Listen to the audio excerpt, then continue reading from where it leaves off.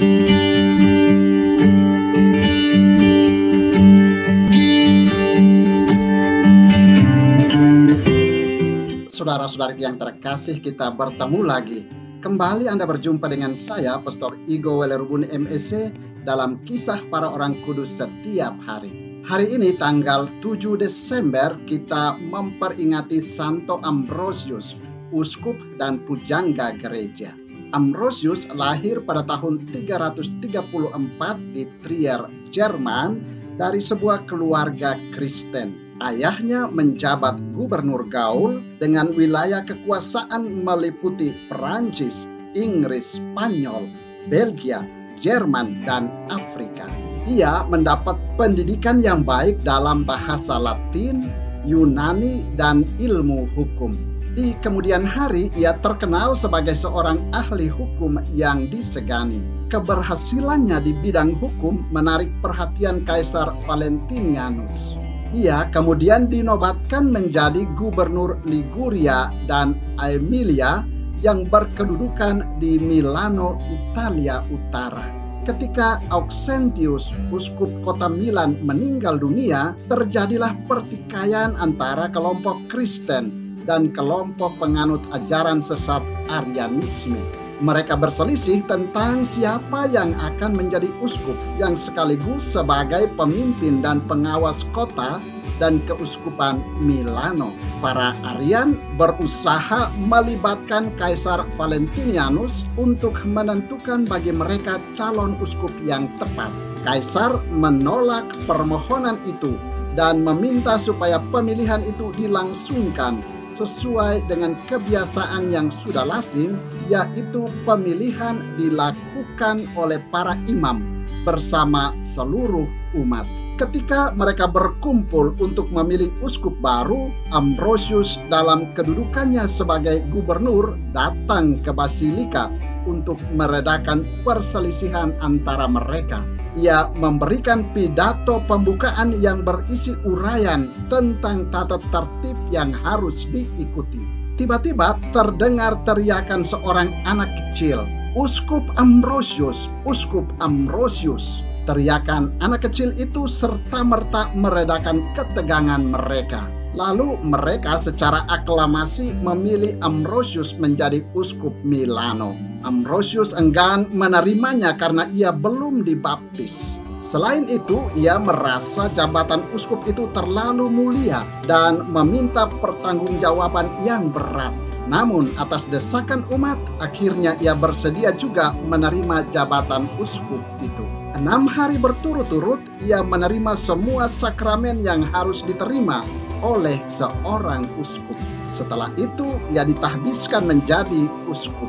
Seluruh hidupnya diabdikan kepada kepentingan umatnya. Ia mempelajari kitab suci di bawah bimbingan Pastor Simplicianus, memberikan khotbah setiap hari Minggu dan hari raya, serta menjaga persatuan dan kemurnian ajaran iman yang diwariskan oleh para rasul. Dengan bijaksana, ia membimbing hidup rohani umatnya. Ia mengatur ibadat hari Minggu dengan tata cara yang menarik, sehingga seluruh umat dapat ikut serta dengan gembira dan aktif.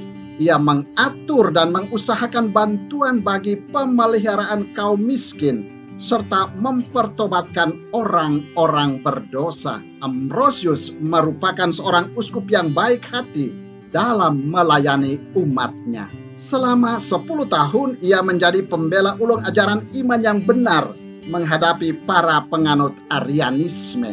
Pertikaian antara dia dan kaum Arian mencapai klimaksnya pada tahun 385 ketika ia melarang keluarga kaisar memasuki Basilika untuk merayakan upacara sesuai dengan aturan mereka. Selama krisis itu, seluruh umat mendukung dia.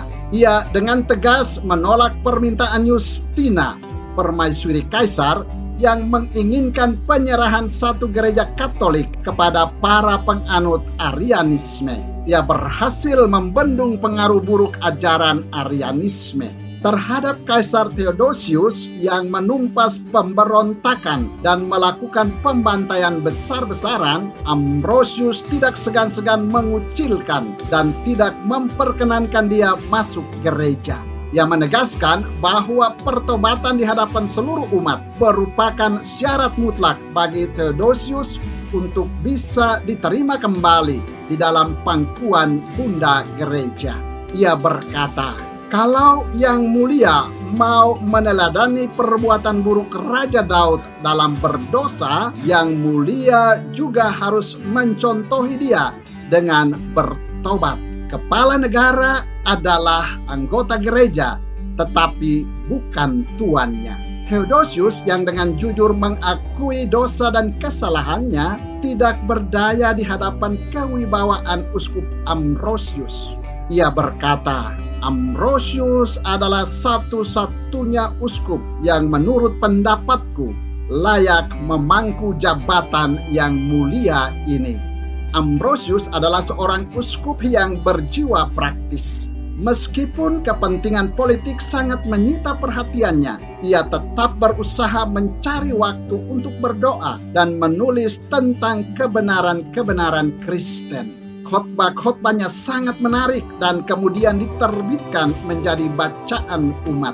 Salah satu kemenangan terbesarnya ialah keberhasilannya mempertobatkan Santo Agustinus. Ambrosius meninggal dunia pada tahun 397 dan digelari pujangga gereja. Ia termasuk salah satu dari 4 orang pujangga gereja yang terkenal di lingkungan gereja barat. Saudara, demikianlah orang kudus yang kita peringati pada tanggal 7 Desember, yakni Santo Ambrosius, uskup dan pujangga gereja. Santo Ambrosius, doakanlah kami. Tuhan memberkati.